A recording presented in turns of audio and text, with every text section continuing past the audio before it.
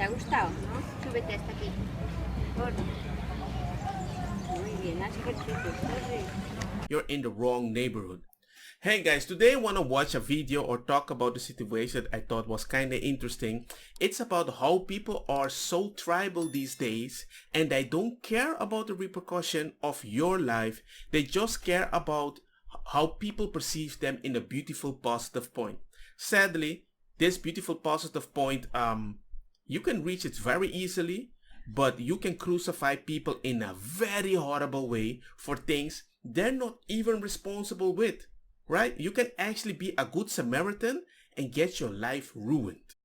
So it's about the situation about this gangster muscle kind of white man. He was also bald and he looked kind of white supremacist, right? He was kind of chill. He sees like a weird young guy in a neighborhood and he pushes him like a gangster and he tells him also, hey man, you're in the wrong neighborhood. It's a powerful thing that most white supremacists seem to say on autoplay. Hey, get out of my neighborhood, you know, stuff like that. You better walk away. You walk away. You're talking to my wife right now. Walk away. Walk away. The US soldier was arrested after a video of him shoving and accosting a black man went viral on social media. You're in the wrong neighborhood. Get out. Get out. Where? Where's your house? What's your address? Maybe we should walk you home. U.S. Army Sergeant Jonathan Pentland has been charged with third-degree assault. The case is now being investigated by prosecutors. If convicted, he faces up to 30 days in prison and a $500 fine. I'm not harassing anyone walking through the neighborhood I live in. So. Walk away. I'm walking. You keep following me, sir. Pentland reportedly pushed the man again after the video ended, knocking the phone from his hand as he took pictures. The reports of alleged assault were also made against the young black man. Oh, they know about it?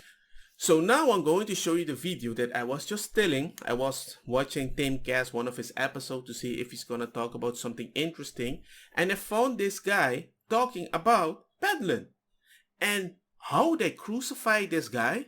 It just made me realize I'm so happy I'm black because I can actually point out mistakes in other people and nobody cares. But if you're white and you use the wrong word on autoplay, beep, you're in the wrong neighborhood. And people like that. A good example is this guy, Jonathan Pentland. There's a drill instructor at a base in the south, the specific state of losing right now. But basically, this guy got into a confrontation with a suspect who happened to be black. This guy was like a repeat offender. Got into a confrontation with a suspect who happened to be black. This guy was like a repeat offender in the neighborhood. What you didn't hear from the stories that broke was that this guy had repeatedly come into this neighborhood and harassed people, and specifically had grabbed young women, made them feel very uncomfortable. There's a claim that he's like mentally unstable, whatever. Okay, but here's the part that the news really didn't focus on, was that the police had actually known about this guy and they let him out. Like, wow. They knew that he was walking about, but the argument was, we didn't want to make him a statistic. If I knew about this when it was later, I would go out there and grab all the booties I want. Just because I can. Because I know they don't want me to be a statistic. Now, you know that is not the right thing to say or the right thing that you want to motivate people with. They might actually be, you know what, we want him to go there, do their thing, because if the police do something about it, it proves our point that police are racist. Defund the police. And I'm like, wow. But guess what? There's always going to be a good guy that's going to do something good about the situation, right? So when people would report him to us, we would kind of slap him on the wrist and then let him go. And he would go back into this community and harass people. The guy just said us. So before you said, what does this guy know? I guess this guy is a cop, right? So one day, a woman goes and gets this guy, Jonathan Pentland, and says he's back, do something about it. And he goes and confronts the guy. And I don't know if you saw the video, but it goes viral. He says, you're in the wrong neighborhood. He's really confrontational for right reason, because there was things that happened leading up to that. Yep. The police absolutely destroyed Jonathan Pentland's life. They crucified him. Within 48 hours, there were people at his house throwing things through the window. The military completely disavowed him. his own unit framed him as a white extremist, a white supremacist. Like, the guy's reputation is ruined. In the thing about he was just like a trying to be a good middle-aged Samaritan guy who saw someone harassing women and doing the job that cops wouldn't do, because And you guys are surprised that sometimes I don't even want to risk helping certain people. One time I was at my own house. My house has like an interesting balcony, right? A weird old lady told me she has to enter my house so she can look on the balcony because they're destroying something of hers. When she tried to enter, you know what I did? I says, no, you didn't even explain the story correctly. Go back. I don't freaking care. I don't know who is behind her. I don't know what she's going to do.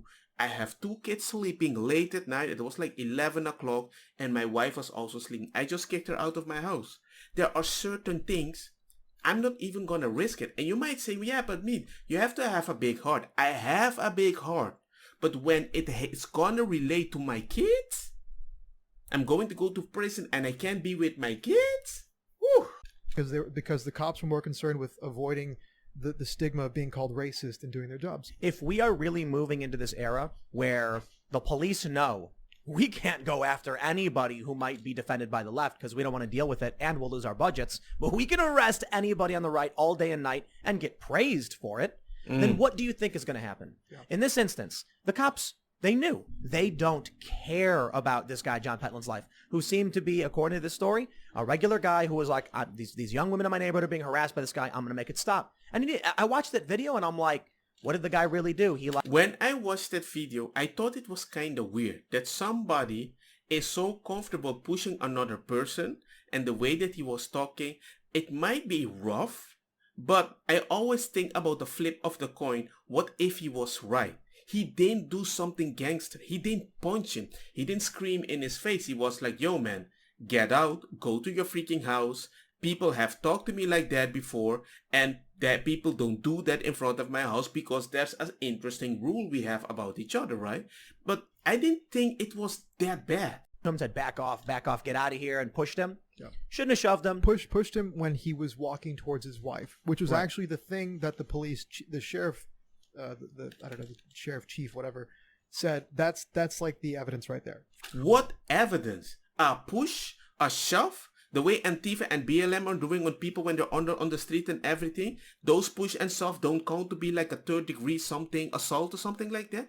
That's the most stupidest thing that I've ever heard. And the fact that you walk in the direction of my wife, that's a natural thing that a man is like, no, there's no negotiation, right? If your son crosses the street at the wrong moment and a car is coming, you're not going to negotiate. You're going to react immediately. So if you go in the direction of my wife, I'm going to be like, whoa. That's a one time. That's a red card. There's no yellow. For ruining this guy's life is the fact that he shoved him.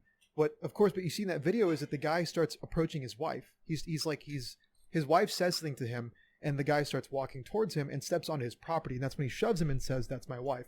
And that's when the cops were like, that's where he crossed the line, when he shoved the guy. You So saying it's like, the cops ruined a guy's life because he pushed somebody? Yes.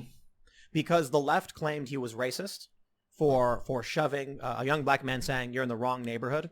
That quote, you're in the wrong neighborhood, that autoplay of the gangster races back in the day, the problem is you can't say whatever you want. But if it's a quote that's beautiful, right? But somebody said it in the wrong way in the past, they're gonna label you in that group because that is the mentality, right? It's that they don't want to go after organizations. They go after specific things in your organization. It's the sausage technique, and they sausage you away until there's nothing is left. They always blame somebody that is too strong-willed or has a good way of thinking, and they make it so negative that nobody wants to be part of you because you're so negative. All these companies are so woke that whenever somebody does one thing, yeah, I know you're right, you didn't do something that bad, but it's just too much negative press. Let me just send you there, and you let me send you there, and you let me, and then and suddenly the whole organization doesn't exist anymore. So it's like social pressure that ruined this. They used social pressure to try to ruin this guy's Activists. life. Politics They do and this social pressure. for pushing someone. Because initially he got it was basically the equivalent of like a citation because he slapped the guy's phone out of his hand, right? Okay. But then pressure is mounting. You know, there's this outrage in the community about this racist white man who's telling like a young black man he's in the wrong neighborhood, And so the police went back and said, "Oh, we have new evidence that shows that he shoved him." It's like, that's not new. That was the video that went viral, and that justifies. Ultimately, the penalty was like a short, like a few days in jail, and like a $5,000 fine or something. It was really small. Small? But you sent me to jail for 2 days? But that's nothing compared to the damage to this guy's reputation. Like the HOA where he lives, disavowed him in a statement saying that racism has no home in this community. That's what they do. And like I said, the HOA, the police, the military, the media, as far as these entities that I just named are concerned, like, this guy is a vile racist who does not belong in polite society. His life is ruined. They kick you out, they label you as something, but they hope you understand, even if they're still a friend, but just realize we're in these different times and this is how things is working.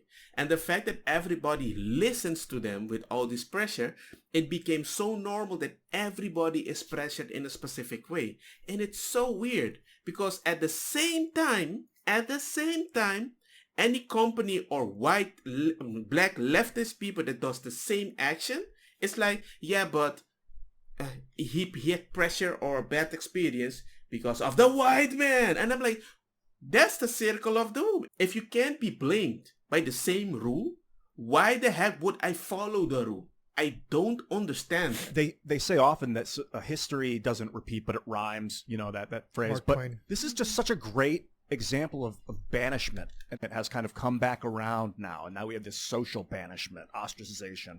Yeah. That's like tribalism. If you're in my tribe, you have to do everything I do. If you don't agree, the men that hunt, well, they're not gonna hunt for you. And the women that cook, they're not gonna cook for you. So either you think like us and be useful, or you're out. And it's just weird. And it seems kind of chill, but the moment you start pushing a bunch of people in a way that they can't have an opinion and they have to go in a specific place to have a chat, you create like a gangster dark web Discord situation. And you're going to have two separate opinions that nobody agrees about it.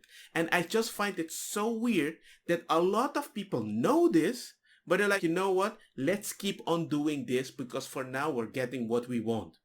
You don't realize you're creating something that you don't want. And I find this is like so bad. Imagine you are just trying to do a favor because somebody knows you're in an army, you can be representable, and you can actually do something about this. You go do something about it, you tell somebody you're in the wrong neighborhood because you're part of the cops. You know there are cases, it is known in the neighborhood. You try to scare him away, nobody does anything. And something happens like this, and now I have to go to prison, nobody wants me anymore, and now I'm a labeled person as a white supremacist? I find it so weird that people consider this is normal. This is like how we're gonna handle things right now. It just surprises me. It's actually people don't really care. And I think the only way people are going to realize this is bad is they actually have to defund the police, make sure that all these left-wing people that live in gated community are not able to call the cops in case somebody tries to rob them. Because if no cops is going to protect the people in gated community, trust me, they're gonna open their mouth and it's gonna come back. But the fact that most conservatives are fighting them, it's like a never-ending battle.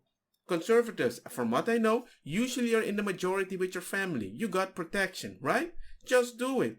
Does some poor people gonna suffer? Sadly, yes, but guess what? A lot of people are still suffering because certain cops do not dare to arrest people. They just run away with their car because I'm not gonna do this. No, it's not even worth the time. Anyway, let me know what your guys' thoughts is on this. I'm just surprised this is normal. I mean, if I did this, life is freaking Gucci. But I'm still so afraid because who knows? The guy that I'm gonna talk to, maybe he is in a higher tier of racism and I can't say anything about it, right? Hey man, like, share, do the thing, subscribe, and see you guys next time. Peace. Don't get me wrong, ma cosa kita bong. Put a fire na mi blonde kush hash purple skunk criollo colombici jam jam tur loqueta verdetta welcome.